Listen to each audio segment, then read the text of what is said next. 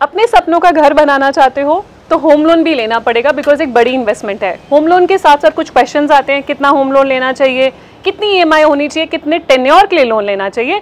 उसके लिए मैं इस वीडियो में आपको दिखाऊंगी सारी कैलकुलेशन और साथ में दूंगी एक फ्री कैलकुलेटर भी, जिससे आप खुद कैलकुलेट कर सकते हैं और अपने सपनों का घर ले सकते हैं। जाइए स्मार्टली अपनी ईएमआई और डिटेल्स कैलकुलेट कीजिए और अपना घर खरीदिए। चलते हैं वीडियो की तरफ। Home loan EMI calculator. तो ये कैलकुलेटर में जो ग्रीन वाले सेल्स आप देख पा रहे हैं, बस इसी को आपको चेंज करना है। अगर आप ये कैलकुलेटर यूज करने वाले हैं तो ये चीज का ध्यान रखिएगा, कुछ और आपको नहीं छेड़ना है, कोई भी सेल नहीं छेड़ना है, आपको सिर्फ ग्रीन वाले सेल्स ही यूज करने हैं। तो ग्रीन वाले सेल्स में दो चीजें हैं, एक तो होम लोन कितना है आपका, कितने का लोन आप लेना चाह रहे हैं, दूसरा रेट ऑफ इंटरेस्ट क्या है, जिस पे आप लोन ले रहे हैं उसका रेट ऑफ इंटरेस्ट क्या है। तो यहाँ पे मैंने एग्जांपल लिया है कि 1 करोड़ का कोई लोन ले रहा है और 8% रेट ऑफ इंटरेस्ट है। इसको चेंज करेंगे तो all the calculation will change. Let's say I से कि 50 लाख का होम लोन है, आप नीचे देखेंगे कि सारी कैलकुलेशन चेंज होगी जितनी भी कैलकुलेशंस मैंने की हुई थी।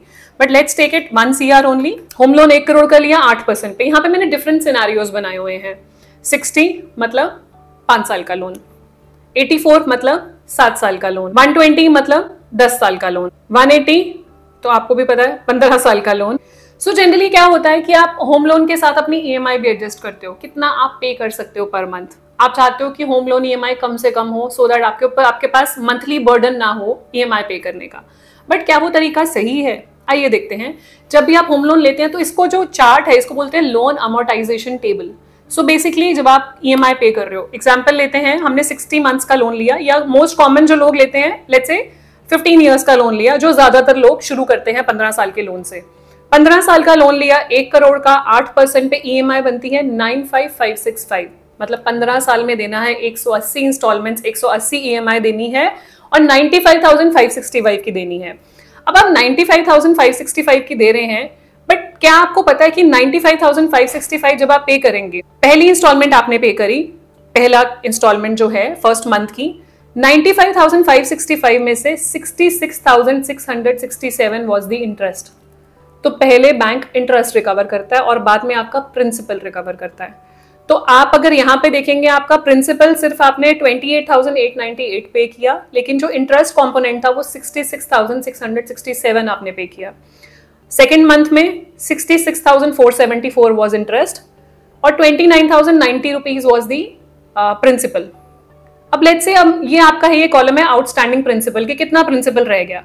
आपने 10 साल तक, 5 साल मान लेते हैं, 5 साल तक आप पे करते रहे, ये इंटरेस्ट फ्रीज कर देते हैं सो दैट ऊपर वाला डेटा आपको दिखता रहेगा। सो अब आप देख पा रहे हैं कि आपने ईएमआई पे कर रहे हैं, आप इंटरेस्ट कंपोनेंट कम होता जा रहा है, प्रिंसिपल कंपोनेंट बढ़ता जा रहा है, बट पहले कंपनी इंटरेस्ट रिकवर करती है। लेट्स से 5 साल आपने 5 साल तक लोन भरते गए, आप 60 पे आ जाते हैं। अब यहाँ पे क्या होगा, 60 पे आ गए, आपके हिसाब से आप 95,000 हर महीने भर रहे हैं, आपने भर दिए 5 साल, तो आपने कितना पे कर दिया, यहाँ पे देखते हैं, आपने पे कर दिया is equal to 95,000 into 12 into 5। आप 57 लाख रुपीस पे कर चुके हैं। 1 करोड़ के लोन में आप 60% ऑलमोस्ट पे कर चुके हो, बट आपका लोन आउटस्टैंडिंग कितना है, 79 लाख। मतलब अभी सिर्फ 20 लाख का लोन ही चुकाया है। आप 60% पे करने के बाद भी आपका अभी भी लोन 80 लाख का खड़ा हुआ है। आपने सिर्फ 20 लाख ही अपना लोन चुकाया, बाकी तो आप इंटरेस्ट पे कर रहे थे। तो यहाँ पे आपका आउटस्टैंडिंग लोन 79 लाख है। अब नीचे आते रहेंगे तो आप देखेंगे आपका बाद में जाके प्रिंसिपल अमाउंट जो है हर महीने का 95,000 में से प्रिंसिपल अमाउंट बढ़ गया है और इंटरेस्ट अमाउंट कंपोनेंट कम हो गया है, वो होगा लेटर ईयर्स में।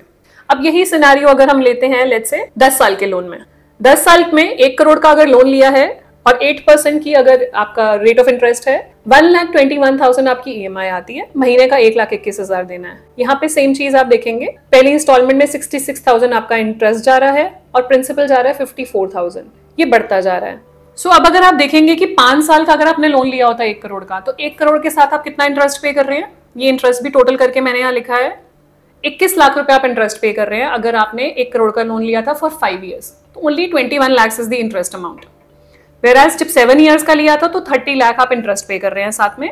10 ईयर्स का लिया था तो 1 करोड़ के साथ 45 लाख आप इंटरेस्ट पे कर रहे हैं।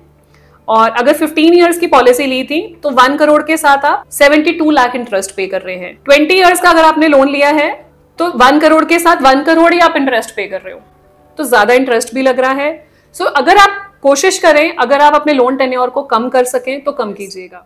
सो इस वीडियो से हमें क्या सीखने को मिला? पहली चीज, shorter the loan tenure better it is. अगर आपका लोन टेन्योर छोटा है उतना आपके लिए फायदा है, आप कम इंटरेस्ट पे करेंगे और जल्दी लोन खत्म होगा, पीस ऑफ माइंड मिलेगा, कर्जा सिर से उतरेगा। दूसरा, अगर आपको लगता है कि नहीं आपकी जो मंथली ईएमआई अफोर्डेबिलिटी है वो कम है, ज्यादा नहीं अफोर्ड कर सकते, तो मैं सजेस्ट करूंगी कि बीच में आप 1-2 ईएमआई एक्स्ट्रा पे करें। साल की 12 ईएमआई देने की बजाय आप उसमें और 1 या 2 इंस्टॉलमेंट्स और ऐड करें। मतलब आप लेट्स से अगर हम 15 ईयर्स की बात कर रहे थे, 95,000 आपकी पर मंथ का ईएमआई है, साल में 12 इंस्टॉलमेंट आपको देनी होती है। 12 की जगह आप 13 दे देंगे या 14 दे देंगे तो आपको फायदा हो जाएगा, क्योंकि इंटरेस्ट कॉम्पोनेंट प्रीपे होता रहेगा। तो आपका एंड में जो टोटल इंटरेस्ट बन रहा है, जो हम दे रहे हैं लगभग 72 लाख, जो लगभग 72 लाख आप देखेंगे सब्सटैंशियली गिर जाएगा। तो प्रीपे करने की कोशिश करें। अगर आपने लंबे टेन्योर का लोन लिया, बीच में अगर आपके पास लमसम कुछ आ गया तो बहुत ही बढ़िया, लमसम डाल दिया 4 लाख 5 लाख रुपए, या आप अपनी ईएमआई 12 की जगह 13-14 पे करें, ज्यादा पे करें। बीच बीच में कभी भी आपको एक्स्ट्रा बोनस मिला या कुछ भी एडिशनल अमाउंट आया, उससे क्या होगा, आपके लोन का टेन्योर कम हो जाएगा, आपकी जो 180 इंस्टॉलमेंट्स हैं वो कम हो जाएंगी, टोटल आपका लोन जल्दी कवर हो जाएगा और जो इंटरेस्ट कंपोनेंट है वो भी कम हो जाएगा। तो ये भी एक लोग यूज करते हैं ईएमआईज एडिशनल पे करके अपना लोन का जो आउटगो है, इंटरेस्ट है और लोन का टाइम पीरियड कम कर लेते हैं। तीसरी चीज, आपको ये चीज का ध्यान रखना है, होम लोन आप ले रहे हैं, अपने सपनों का घर बना रहे हैं, लेकिन अपने आप को बर्डन करके नहीं बनाना है। मतलब ऐसा ना हो कि महीने के महीने आपको इतना बर्डन हो जाए कि आप वो निकाल ही ना पाएंगे ईएमआई। तो ऐसा होना चाहिए कि जो आपकी मंथली इनकम है उसका 40 to 50% से ऊपर ईएमआई का लाइबिलिटी नहीं होनी चाहिए। मतलब अगर आपकी 1 लाख रुपए की महीने की इनकम है तो 50,000 से ऊपर की ईएमआई आप नहीं लीजिए, क्योंकि वो अफोर्डेबिलिटी नहीं रहेगी और लेटर ऑन फिर वो आप हो सकता है वो मतलब स्ट्रेस में आ जाएं, फाइनेंशियल डेट में आ जाएं। तो इट्स बेटर कि उसी हिसाब से लोन लीजिएगा जिस हिसाब से आप पे कर सकते हैं। तो अपनी इनकम का 40 to 50% से ऊपर कोई भी टोटल जो लोन ईएमआई है, चाहे वो घर की ईएमआई है, चाहे पर्सनल लोन है, चाहे कार लोन है, क्रेडिट कार्ड लोन है, सबको मिला के 40 to 50% ही होनी चाहिए। लास्ट पॉइंट इससे लिंक्ड नहीं है जो हमने इंटरेस्ट और उससे बात करा, बट अगर आप होम लोन ले रहे हैं तो होम लोन के अगेंस्ट इंश्योरेंस जरूर लीजिएगा। अपने होम लोन को प्रोटेक्ट करना बहुत जरूरी है। मान लीजिए आपने अपने नाम पे 1 करोड़ का लोन ले लिया, 4-5 साल कोई मिस हैपनिंग हो गई और डेथ हो गई, तो वो ये 1 करोड़ का लोन फैमिली को लाइबिलिटी पास हो जाएगी। हम तो एसेट बनाने चले थे लेकिन लाइबिलिटी पास ऑन हो जाएगी। तो उसके लिए अगर आपने इंश्योरेंस ली हुई है तो आपके लोन को प्रोटेक्ट करेगी, और अगर ऐसा कोई मिस हैपनिंग होती है तो आपको फैमिली को सोचना नहीं पड़ेगा और फैमिली कवर्ड रहेगी अगेंस्ट दीज अनफोर्सीन हैपनिंग्स। तो वो जो भी 1 करोड़ का लोन है उसके अगेंस्ट 1 करोड़ की इंश्योरेंस लीजिए जो लोन के साथ लिंक्ड हो, और कल को अगर डेथ होती है तो वो लोन इंश्योरेंस कंपनी पूरा लमसम पे कर देगी, आपकी फैमिली के ऊपर लाइबिलिटी पास ऑन नहीं होगी। अब आप ये कैलकुलेटर चाहते हैं तो नीचे डिस्क्रिप्शन बॉक्स में लिंक है, आप रेफर कर सकते हैं और अपने लिए लोन डिजाइन कर सकते हैं कि कितने टेन्योर का लोन आपको लेना चाहिए। सो यही बस आपको इन्फॉर्मेशन देना चाहती थी आज की वीडियो में, जो मैंने दी है। आप यूज कीजिए एंड देखिए आपके लिए अगर यूजफुल है तो अपने फ्रेंड्स एंड फैमिली के साथ भी जरूर शेयर कीजिएगा, सो दैट उनको भी ये इन्फॉर्मेशन मिले, उनको भी अवेयरनेस मिले कि कितनी टेन्योर की ईएमआई होनी चाहिए और क्या क्या करना चाहिए, क्या डूज एंड डोंट्स क्या है होम लोन लेते टाइम। सो जाने से पहले क्विक रिमाइंडर, अगर अभी तक आपने हमारे चैनल को सब्सक्राइब नहीं किया कर लीजिए, so that you get the useful information at the right time. मिलते हैं नेक्स्ट वीडियो में, तब तक stay safe, take care, bye bye.